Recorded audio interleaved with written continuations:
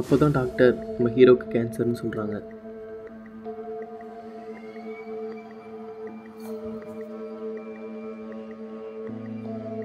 அடுத்த சீனே வந்து பார்த்திங்கன்னா நம்ம போலீஸ் சூசைடான இடத்துக்குள்ள போயிட்டு பார்க்கலான்னு போகிறாங்க. அதுக்கப்புறம் அந்த பொண்ணோட ஃபேஸை பார்க்கும்போது தான் தெரியுது 2 பேரும் ஒரே மாதிரி இருக்காங்க. அப்போது அந்த பொண்ணை பார்த்துட்டு என் தங்கச்சி சூசைட் பண்ணியிருக்க மாட்டா அப்படின்னு சொல்கிறார். இருந்தாலும் சுற்றி இருக்கிறவங்களாம் நம்பலை அதைய. அடுத்த சீனை நம்ம கான்ஸ்டன்டைன் ஹீரோவை காட்டுறாங்க. ஹீரோயினும் யாருன்னே தெரியாத டைமில் மீட் பண்ணிக்கிறாங்க.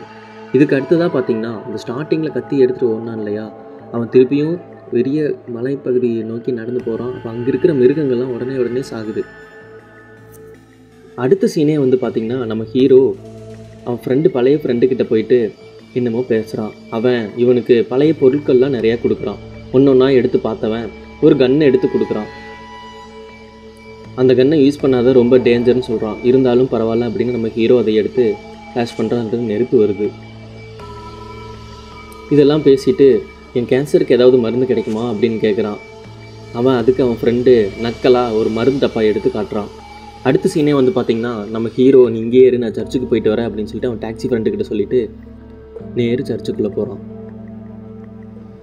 போய் ஃபாதரை பார்க்கணுன்னு சொல்லும்போது கூட இருக்கவும் முடியாதுன்னு சொல்கிறான். அடுத்த சீனே நம்ம போலீஸ் வந்து ஜாயின்ட் ஆகுறான்.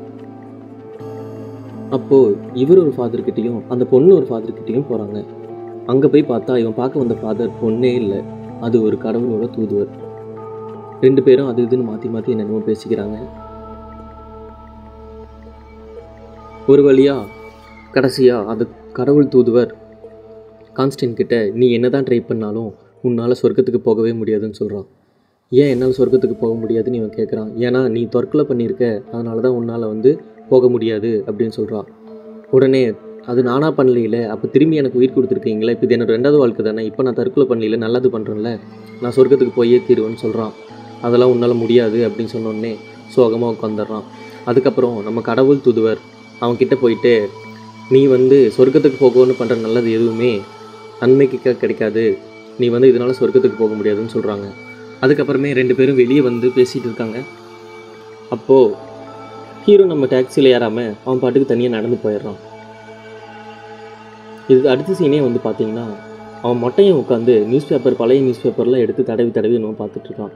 தடவும் போதே அவனுக்கு வந்து நியூஸ் பேப்பரில் என்ன எழுதியிருக்கு அப்படிங்கிறது மனசில் தெரியுது. அந்த டைமில் தான் சூசைட் பண்ணிக்க பொண்ணை வந்து அந்த நியூஸ் பேப்பரில் போட்டிருக்காரு எடுத்து பார்க்குறான். அடுத்த சீனே வந்து பார்த்திங்கன்னா சூசைடான பொண்ணு ரைட் சைட் கேமரா பார்த்து ஒன்று சொன்னா இல்லையா, அது சொன்னதில் என்ன சொல்லியிருக்கான்னா கான்ஸ்டன்டைன் அப்படின்னு சொல்லிட்டு அதுக்கப்புறம் குதிச்சிருப்பா.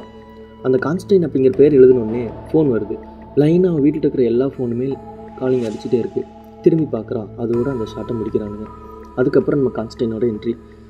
மலையில் என் ஃப்ரெண்டு கொடுத்து சொல்லிட்டு அன்றைக்கி நின்று பார்த்துட்டு இருக்கும்போது ஏதோ பேட் ஸ்மெல் அடிக்குது. அதை பார்த்துட்டு அவனுக்கு இருமல் வருது. கீழே குமிஞ்சு பார்த்தா ஒரு நண்டு ஒன்று அவன் கையில் ஏறி போகுது. நண்டு தான் திரும்பி பார்க்கும்போது பக்கத்தில் பார்த்தா ஒரே பூச்சியாக இருக்கிற ஒரு பேய் வந்து அவனை வந்து நீ தானே என்ன இப்போ நரக்கத்துக்கு அனுப்பணும், உன்னை கொல்லாமல் விட மாட்டேன் அப்படின்னு சொல்லுது. உடனே நம்ம ஹீரோவும் பயங்கரமாக அது கூட சண்டை போட்டுட்டு திடீர்னு பார்த்தா ரோடு ஓரத்தில் நிற்கும்போது ஒரு கார் வந்து இடிச்சு அந்த பூச்சியெல்லாம் செத்துடுது.